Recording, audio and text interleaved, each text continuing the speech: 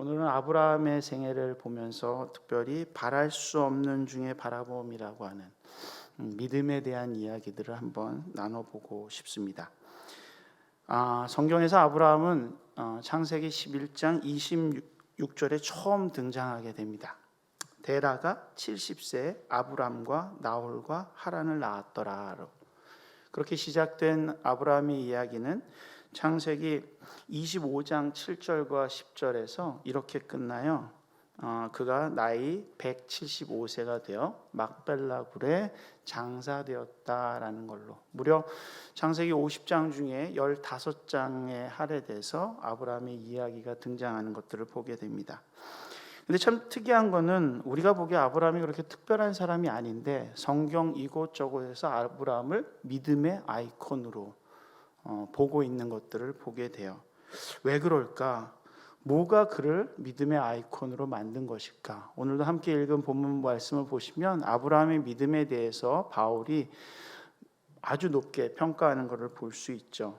그래서 오늘은 바랄 수 없는 상황 속에서 무엇을 바라보며 살았기에 믿음의 아이콘이 되었는지 한번 생각해 보기를 원합니다. 먼저 아브라함을 이해하기 위해서는 그가 어떤 상황 속에서 어떤 인물로 살았는지를 잠깐 살펴볼 필요가 있어요. 우리와 비슷한 상황인 것 같아요. 아브라함의 출신 그리고 그가 태어났던 시대적 상황을 보면 오늘날과 똑같이 불확실성이 여전히 평만한 그런 세상 속에서 아브라함이 태어난 것들을 보게 됩니다. 지금으로부터 한 3,500년 전, 길게는 이제 4,000년 전에 아브라함의 이야기가 시작돼요. 짧게 봤을 때 3,500년 정도 되는데 우리로 얘기하면 고조선 시대죠. 마치 당군이 하늘에서 내려와서 옆에 분 잠깐 보세요. 그 곰하고 결혼해가지고 아이를 낳고 이 나라 이 민족을 융성하게 했다라는 전설이 회자되던 시대가 그때예요. 아브라함도 마찬가지였어요. 그 부모를 따라서 우르라고 하는 땅에서부터 내려와서 하란이라는 곳에 머물러 있었습니다. 우상이 팽배하던 그곳이었고요. 아무것도 적을 두고 살 수 없는 그곳이었죠. 그래서 그들을 부르기를 뭐라고 불렀냐면 히브리라고 불렀어요. 건너온 사람들, 요즘으로 얘기하면 이민자들. 특별히 자기 것이 없고, 그래서 때로는 그 사람들은 품팔이를 하면서 살았고요. 그 당시 품팔이는 다른 게 아니라 용병으로 나가서 싸워서 이겨야지 전리품을 얻는 그런 일들을 했고 나그네 생활을 하던, 그래서 확실한 것이 손에 잡히지 않는 인생이었던 것이 아브라함이 태어났던 상황이었어요. 그렇다면 그 사람은 그래도 좀 나았냐? 아브라함조차도 그렇게 특별한 사람은 아니에요. 물론 성경을 15장을 쭉 읽어가다 보면 아브라함이 괜찮아 보여요. 돈도 좀 있고 군사도 좀 가지고 있고 능력도 있고. 그러나 알고 보면 이 사람처럼 쫌스러운 사람이 없잖아요. 옆에 분 잠깐 더 보세요. 2번 팔아먹었어요. 그런 분하고 사시겠어요? 안 살아요. 그렇게 좋은 남편도 아니었어요. 좋은 아버지였을까요? 아니에요. 이삭의 아버지이기도 하지만 그가 낳은 자식이 몇 명인지 자기도 모르는, 그죠? 그러니 자기도 모르는데 좋은 아빠일 수가 있을까요? 그랬을 거예요. 좋은 주인이었을까요? 모르겠어요. 물론 벌어들인 것을 나눠주는 걸로 봤을 때 좋았을 수 있겠지만은 기근이 나면 주랭랑을 칠 수밖에 없었던 그런 평범한 인간이었던 것들을 보게 됩니다. 근데 왜 이 아브라함을 성경 히브리서 기자는 11장 8절에 아브라함은 믿음으로 부르심을 받을 때 순종하여 장래 유업으로 받을 땅에 나아갈새 갈 바를 알지 못하고 나아갔으며 라고 기록하고 있고요. 17절에 가서는 뭐라고 얘기하냐면 시험을 받을 때 믿음으로 이삭을 드렸으니 그는 약속들을 받은 자로되 그 외아들을 드렸느니라 라고 평가하고 있는 것들을 보게 됩니다. 무엇이 아브라함을 이렇게 믿음의 아이콘으로 바꿀 수 있었을까요? 그는 도대체 바라볼 것이 없는 그런 불확실한 상황 속에서 무엇을 바라봤고 무엇을 쫓았기에 하나님이 보시기에 칭찬받는, 아니 바울이라고 하는 신학의 거장들이 볼 때 이 사람이야말로 믿음의 아이콘이다라고 이야기할 수 있었을까요? 그 이야기들 한번 살펴보면서 오늘 우리가 사는 이 시대 속에서 불확실성이 가득 차 있고 나 자신조차도 믿을 수 없는 이 상황 속에서 어떻게 믿음의 사람으로 다시 거듭나야 될지를 생각해보는 그런 시간이 되었으면 좋겠습니다. 여러분도 잘 아시겠지만 아브라함을 믿음의 사람이라고 가장 많이 이야기하는 대표적인 사건이 뭐죠? 모리아 사건.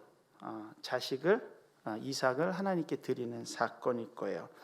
이 사건이 일어났을 때 하나님께서 너무 다급하셨는지 이렇게 말씀하세요. 아브라함아! 아브라함아! 이렇게 몇 명 주무시는 분이 계셔서 왜 그러셨을까요? 성경 창세기 22장 11절과 12절은 이렇게 얘기해요. 그 아이에게 손을 대지 말라. 그에게 아무 일도 하지 말라. 왜요? 진짜 죽일까 봐. 하나님 당황하셨어요. 이거 죽이면 안 되는데. 이거 죽이면 끝나는데. 얘가 진짜 칼을 드네. 찌르려고 하네. 안 돼, 안 돼, 안 돼! 라고 하셔서 다급하게 부르세요. 그리고 이렇게 말씀하세요.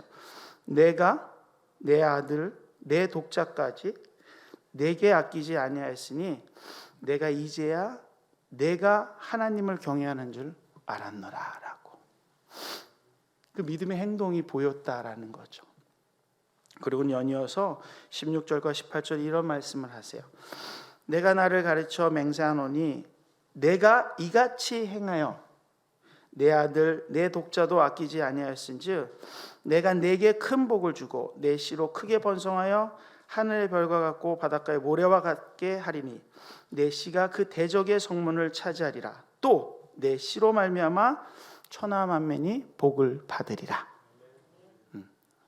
근데 저는 여기서 아멘이 아니라 그 다음 구절이 더 좋아요. 이는 내가 나의 말을 준행하였느니라 라고. 아멘입니다. 그래서 준행하다라는 이 단어하고 동일한 단어가 창세기 26장에 가서 5절에서 한번 다시 나오는데요. 창세기 25장 5절에 이렇게 나와요. 이는 아브라함이 내 말을 순종하고 내 명령과 내 계명과 내 율례와 내 법도를 지켰음이니라 하시니라 라고 나와요. 그래서 순종이라는 단어가요, 한글 성경에는 처음 등장하는 단어입니다. 순종. 근데 이 순종이 히브리어상으로는 아까 말한 준행하고 똑같은 단어예요. 그러니까 이제 한글 성경으로는 순종이 여기 26장에 처음 나왔는데 히브리어 성경을 보는 사람은 이 준행이라는 단어가 여러 번 앞에 나오니까 다르게 생각을 하죠. 근데 우리는 한국인이잖아요. 순종이 여기 처음이 나왔으니까 그럼 이 순종이 무슨 순종일까? 원어를 찾아봤더니요, 여기 이제 샤마라고 하는 동사에서 나온 단어입니다. 샤마. 여러분 잘 아시겠지만 신명기에 쉐마 이스라엘라고 하는 말이 있어요. 거기서 뭐냐면 그 쉐마라고 하는 것은 들어라라고 하는 샤마의 명령어예요. 그거와 똑같은 말로 샤마라고 하는 이 순종하다, 준행하다라는 말로 번역되는 이 단어가 아브라함의 믿음을 우리에게 잘 보여주는 단어죠.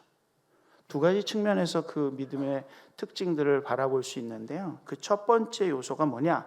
샤마가 보여주는 아브라함의 믿음의 특징은 들음에서부터 그 믿음이 시작된다라는 사실입니다. 벌써 중대본 소리를 들으시려고 이렇게 경검을 켜고 늘 깨어 계신 분 아니겠습니까? 네. 누구 소리를 들어야 된다고요? 다 또 딴 데 가셨어. 중대본이 아니라 하나님의 음성을 들음으로부터 믿음이 시작되었다라는 사실입니다. 아브라함의 생애는요, 하나님의 음성을 들으면서부터 시작돼요.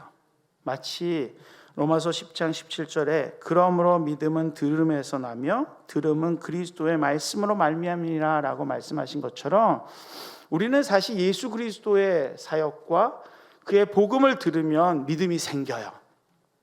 아브라함은 몇 년 전? 1500년 전의 사람이기 때문에 예수님보다 그럴 수가 없었잖아요. 그럼 아브라함은 뭘 들었을까? 만약 아브라함이 아버지와 같이 우르에서 떠나 하란에 머물다가 그냥 그곳에서 계속 머물러 있었으면 결코 믿음의 아이콘은 되지 못했을 거예요. 그러나 창세기 12장에 그는 하나님의 부르심을 받고 가나안 땅을 향해 뚜벅뚜벅 걸어 나갑니다. 하나님의 음성을 듣고 믿음을 시작하게 되죠. 그러나 그 믿음의 걸음이 그렇게 만만하지는 않았어요. 70세에 그 믿음의 걸음을 걷기 시작한 아브라함, 100세가 되기까지 방황 많이 합니다. 해도 너무 합니다. 때로는 주변의 소리를 들어요. 기근이 나고 경제가 힘들어지면 애굽으로 도망도 가요. 또 뿐만 아니라 주변의 사람들의 얘기를 듣고 전쟁에도 참여해요. 물론 많은 수익을 얻기도 해요. 심지어는 옆에 분 한 번만 더 봐주세요. 그분의 얘기를 너무 잘 들어요. 여보, 이제 때가 됐잖아. 당신 나이가 몇이야? 70대도 아니고 80대야. 이게 마지막인 것 같아. 한 번만 하자. 트라이해보자. 라고 하가를 붙여줬을 때 이스마엘을 낳습니다. 근데 성경은 놀라운 사실이 고 이스마엘 사건이 있기 전에 하나님이 이 상속자를 주겠다라는 하나님의 말씀을 주셨어요. 근데 이스마엘을 낳고 86세에 이스마엘을 낳는데 창세기 18장까지 13년 동안 하나님이 침묵하세요. 아무런 말씀도 안 했어요. 이스마엘이 13살이 되던 그해 창세기 18장 1절은 이렇게 얘기해요. 아브라함이 99세가 되던 해에 나타나셔서 할례를 행하라 라고 말씀하세요. 아브라함은 그 말씀을 듣고 할례를 행해요. 그리고 하나님 그 말씀에 순종하는 걸 보면서 야, 아들을 내년에 낳을 거야. 누구? 사라가 웃어요. 그 비웃음으로 그 아들의 이름이 이삭이 됩니다. 결국 그 일이 있어서 그랬는지 또 세상 소리를 듣고 아비멜렉에게 도망갑니다. 하나님의 음성에 귀 기울이기 이전에 다른 소리에 귀 기울이기 시작했을 때 그는 다시 아내를 팔아요. 그러나 하나님의 도우심으로 아비멜렉의 손에서 사라가 건짐을 받고 더 놀라운 사실은 자식도 없는 아브라함이 아비멜렉을 향하여 축복 기도를 합니다. 그러자 아비멜렉과 그 아내와 여종이 태가 치유돼서 아이를 낳는 역사가 일어나요. 그걸 성경은 드라마틱하게 표현하기 위해서 창세기 20장 17절에 이렇게 표현해요. 아브라함이 하나님께 기도하매. 여기서 성경에 처음으로 기도라는 단어가 쓰여져요. 믿음은 어디서부터 시작한다고요? 하나님의 음성에 귀 기울일 때부터. 세상의 음성에 귀 기울이고 세상 것에 휘둘릴 때는 그 믿음이 흔적조차도 없어질 수밖에 없지만 그렇게 오랫동안 침묵하는 것 같은 아무 말씀도 안 하시는 것 같은 그 하나님 앞에 내가 귀를 쫑긋하고 그분의 말씀에 귀를 기울일 때 하늘로부터 오는 믿음이 시작되는 줄로 믿으시기 바랍니다. 아브라함의 믿음은 이렇게 하나님의 말씀을 들음에서부터 시작하는 믿음의 특징이 있음을 고백드립니다. 여러분은 어떤 말씀을 듣고 어떤 하나님의 음성을 들으며 이 땅을 살아가고 계십니까? 매일매일 무엇을 듣고 여러분의 믿음을 시작하고 계십니까? 바라기는 오늘도 주의 말씀을 들으며 아멘으로 화답하는 주의 성도님들이 되시기를 간절히 축원합니다. 이렇게 시작한 아브라함의 믿음은 이제 그냥 들으면서 끝나면 안 돼요. 제 아내도 참 많이 들어요. 여러분처럼. 저희 집 아침 7시부터 극동방송이 틀려요. 찬양도 나오고 뭐 어떤 여자 목사님의 말씀 묵상도 나오고 은혜롭죠. 아침부터 이렇게 찬양이 울려 퍼지고 말씀이 선포되어지는 완벽한 가정 아니겠습니까? 근데 8시 반쯤 되면 그래요. 왜 그럴까요? 애가 이제 학교를 가야 되는데 준비를 안 했거나 뭐 일이 터졌거나 그러면 분명히 아침에 큐티할 때, 요번 주 일이에요. 큐티할 때 스스로를 죽이고 겸손하여 사랑을 베풀라라는 그 여자 목사님의 그 간간한 큐티 묵상이 분명히 있었는데 나를 죽이는 게 어떤 건지 이게 참 적용하기가 힘든가 봐요. 우리 막내를 향한 따발총이 바바바바바바. 그럼 우리 둘째, 셋째 알아서 그러고는 쥐도 새도 모르게 학교를 등교합니다. 고3. 놀라운 사실은 고3이 집에서 자요. 학교 등교 안 해도 된대요. 이번 주는. 말씀은, 믿음은 하나님의 말씀을 들으면서 시작되는데 그 끝은 어딜까요? 아브라함이 보여주는 믿음의 끝은 들음에 대한 반응에서 완성되는 것들을 믿으시기 바랍니다. 어떻게 반응했을까요? 모리아 사건을 보면 창세기 22장 3절에 이렇게 나와요. 아브라함이 아침에 일찍이 일어나 나귀의 안장을 지우고 두 종과 그 아들 이삭을 데리고 번제에 쓸 나무를 쪼개어 가지고 떠나 하나님이 자기에게 일러주신 곳으로 가니라. 아침에 일찍 일어났다라는 거예요.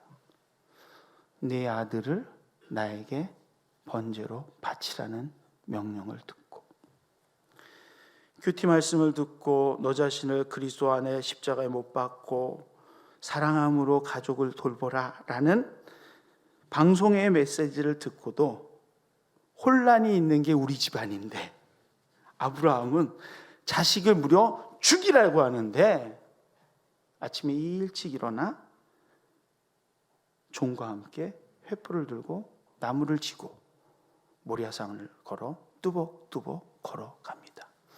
뭔 생각을 했을까요? 뭔 생각을? 제가 애가 넷이잖아요. 누구를 하나님께 드리면 좋을까요? 누구를? 어떤 애를 하나님께 드리면 가장 효과적일까요? 이런 생각하겠어요? 절대 못합니다. 저희 둘째가 위스콘신 그 유학생활 할 때 그게 이제 첫 해였거든요. 3개월 낳았는데 애가 너무 조용하고 잘 자는 거예요. 그래서 우린 천사인 줄 알았어요. 이틀을 냅뒀어요. 그래서 RSV라고 해서 폐렴이 온 거예요. 마지막에 처남한테 전화해봤더니 처남이 빨리 병원에 가보라고. 그래서 병원에 도착하자마자 병원 의사가 청진기를 딱 대는 순간 인공호흡 시키고 호수를 끼우더라고요. 그리고 일주일 동안 병원에 있다가 살아났어요. 그게 3개월 때 일이에요. 2004년 1월 1일이죠. 그곳에서 늘 있는 일이래요. 그 의사가 치료해주면서 일주일이면 나가요. 걱정하지 마세요. 그러더라고요. 그런데도 심장이 이렇게 쪼그라들었단 말이에요. 근데 바치래요. 그 뭔 생각을 할까요? 저는 이런 생각할 것 같아요. 왜 이 일을 해야지?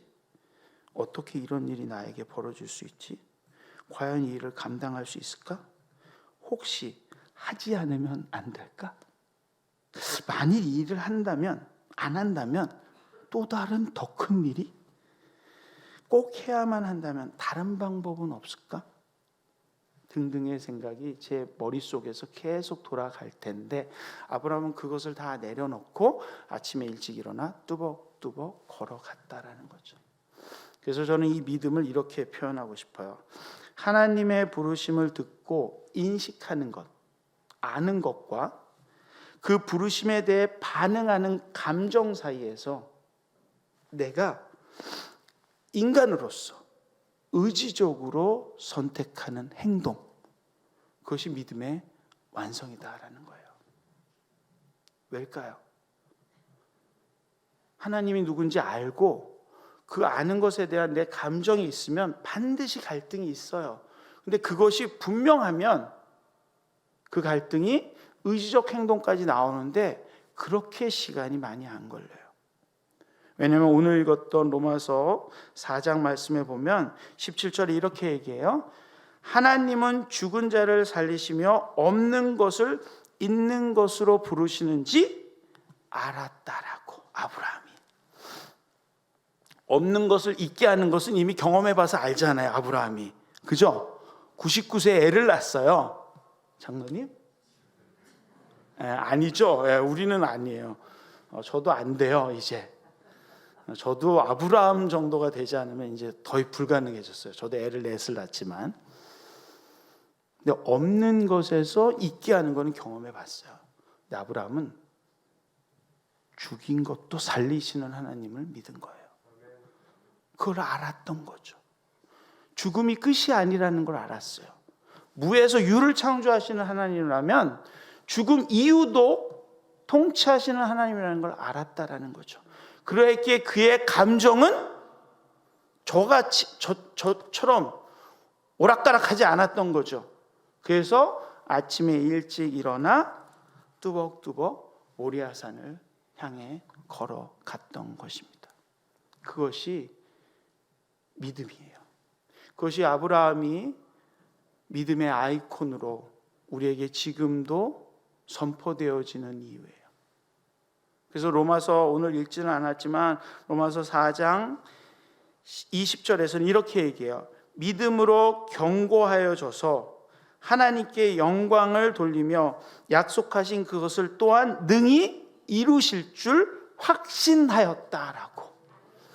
즉 믿음은 하나님의부터 들으심으로 시작이 되고 그에 대한 온전한 반응이 일어났을 때 내가 영광 받는 것이 아니라 하나님이 영광을 받고 하나님이 드러나는 믿음의 결과가 나타난다라는 것을 아브라함이 발견하게 된 거죠. 저희 말씀을 준비하면서 어떤 좋은 예화가 있을까 고민하던 중에 저희 선배님을 하나 발견하게 됐어요.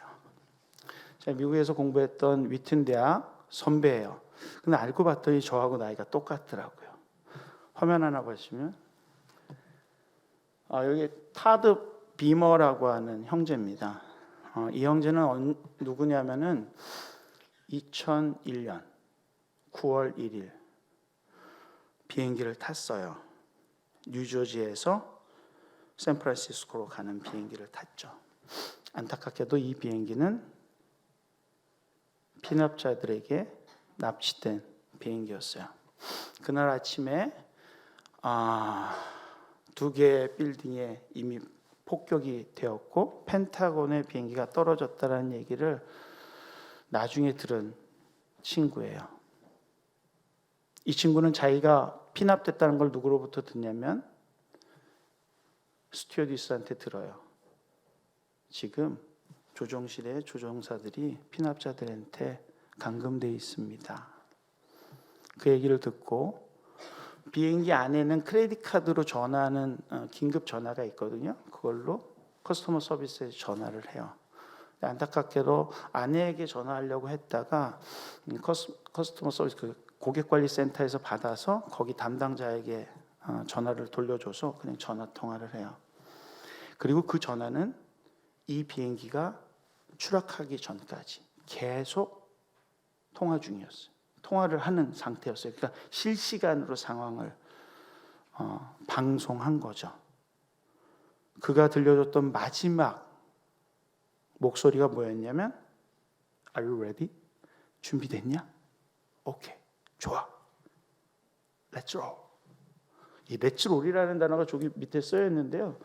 이게 무슨 단어인지 해석이 안 돼요. 저는 그래서 맨 처음에 이거를 처음 봤을 때, 제가 이제 위튼에서 공부할 때 저희 학생회관에 식당, 지하 식당에 요 벽면이 장식이 돼 있어요. 2003년에 이게 장식이 돼서 2004년, 2005년 위튼에서 공부했는데, 그때 그래서 렛츠 롤이라고 써 있어서 저희 아버지가 아들 둘 데리고 움직이는 것 같잖아요. 그래서 야, 놀아보자, 이런 뜻인 줄 알았어요. 근데 이게 정황으로 봤을 때는 그들이 가지고 있었던 것들은 뜨거운 포트에 있었던, 그러니까 뜨거운 물, 그 다음에 이제 비행기는 카트 있잖아요. 그 카트, 그 다음에 빵칼, 이 정도가 그들이 가지고 있었던 무기의 전부였대요. 그래서 정황상으로 봤을 때는 이렇게 해석하는 게 맞을 것 같아요. 렛츠로, 야, 굴려! 굴려서 이제 테러범들을 진압을 하죠. 결국 그들을 진압해서 비행기는 원래 워싱턴으로 와서 무언가를 타겟으로 삼았었는데 그것을 맞고 펜실바니아 어떤 곳에 떨어져서 모든 사람이 사망합니다. 그래서 제가 들려드리려고 하는 얘기는 죽어라, 이가 아니라 그 죽음을 경험한 아내의 이야기입니다. 하나만 더. 그 아내가 1년 후에 책을 써요. Let's Roll이라는 책을. 그러면서 그는 그의 책에서 이렇게 얘기해요. 하나님은 왜 우리 아이들이 아빠 없이 태어나도록 하셨을까? 또 하나님은 타드가 살 수 없다는 것을 아시면서 왜 셋째를 임신하게 하셨을까? 그 질문에 대해서 리사 티먼은 이렇게 대답합니다. 내가 아는 오직 한 가지 대답은 내가 필요한 모든 것을 공급하시는 하나님을 신뢰하는 것이다. 그분은 내가 일상생활의 필요를 위하여 순간순간, moment by moment이라고 하거든요. 순간순간 그분을 신뢰할 수 있도록 나를 가르치고 계신다라고. 그러면서 말 끝에 이런 말을 붙여요. 나는 지금도 믿음의 뜻밖의 재미를 맛보고 있습니다. 라고. 아브라함이 하나님의 음성을 듣고 그 음성에 즉각적으로 반응했을 때 그는 뜻밖의 재미, 믿음의 아이콘이라는 얘기를 들었던 것처럼 오늘 이 시대를 살아가는 모든 성도들에게도 하나님은 그런 들음의 믿음, 그 들음에 순종하는 믿음을 기대하고 계신다라는 사실입니다. 여러분 어떻게 사시고 싶으세요? 어떤 믿음으로 우리의 자녀들에게, 우리 다음 세대들에게, 아니 세상에 우리의 믿음을 드러내고 싶으세요? 한 달이 지난 후 리사 티먼은 공항에 나타나요. 그가 티켓팅한 티켓은 남편이 탔던 똑같은 비행기, 그리고 그 비행기를 타고 똑같이 여행을 하고 난 다음에 이렇게 얘기합니다. 테러리즘의 포로가 돼선 안 됩니다 라고. 즉 무엇에 집중하냐라는 거죠. 우리의 인생을 살면서 우리의 믿음이 흔들리는 것은 너무나 많은 잡음 때문에, 너무나 많은 소음 때문에, 너무나 많은 정확하지 않은 정보들 때문에 흔들리고 있다라는 사실입니다. 거기에 오늘 샤마의 믿음, 즉 하나님께서 아브라함에게 허락하신 믿음의 특징은 뭐라고요? 첫 번째, 하나님의 음성에 귀 기울이는 믿음에서부터 우리의 믿음이 시작되어야 될 줄로 믿습니다. 그리고 그 믿음은 듣고 끝나는 것이 아니라, 리사는 남편이 죽고 난 다음에 1주년 911 기념식이 있는데 안 왔어요. 그러면서 이렇게 답변을 했더라고요. 아마 타드는 내가 우리 첫째 아이 유치원 보내는 거를 더 좋아할 것 같아요 라고. 그때 타드 타드의 첫째 아이가 데이비였는데 데이비가 4살. 유치원에 처음 가는 거라고 신문에서는 나오는데 처음은 아닌 것 같아요. 왜냐? 9월 11일이거든요. 유치원 처음 가는 날은 9월 1일이거든요. 그러니까 처음 가는 건 아니겠다. 근데 늘상 가는 유치원 이제 4살 돼서 처음, 미국으로는 프리스쿨이라고 하는데 거기는 이제 가는 것 같아요. 그리고는 이렇게 덧붙입니다. 1월에 태어난 딸 모건과 그리고 둘째를 돌보는 일이 너무나 바빠졌다라고. 그리고 감사하게도 이 티머의 역할이 어땠는지를 알고 사람들이 모금을 보여줘서 1억 달러, 우리나라로 얘기하면 한 2천억 원 정도의 모금이 돼요. 그래서 티머 재단이라는 것을 만들어서 여전히 자기처럼 고통당하는 미망인들, 자녀들, 그런 것들을 위해서 수고하는 일상의 뜻밖의 기쁨과 재미를 맛봅니다. 그래서 이 책의 소제목, 아까 리사 비머가 썼던 그 책의 소제목이 뭐냐면 Ordinary People, 평범한 사람의 Extraordinary Courage, 특별한 용기라고 적혀 있는 것들을 보게 됩니다. 바라기는 우리 정지교회 성도님들도 불확실한 사회 속에서, 이러한 상황 속에서 무엇을 해야 될지, 어떻게 해야 될지 모를 때 무엇보다도 먼저 주님의 음성에 귀 기울이는 믿음의 형제자매들이 되시기를 간절히 축원합니다. 그리고 그 믿음의 소리에 주저하지 마시고 갈등하지 마시고 방황하지 마시고 아멘, 주님의 뜻밖의 기쁨과 은혜를 누리기를 원합니다 라고 뚜벅뚜벅 결단하며 나아가는 믿음의 형제자매들이 되시기를 주님의 이름으로 간절히 축원합니다. 우리 함께 기도하겠습니다.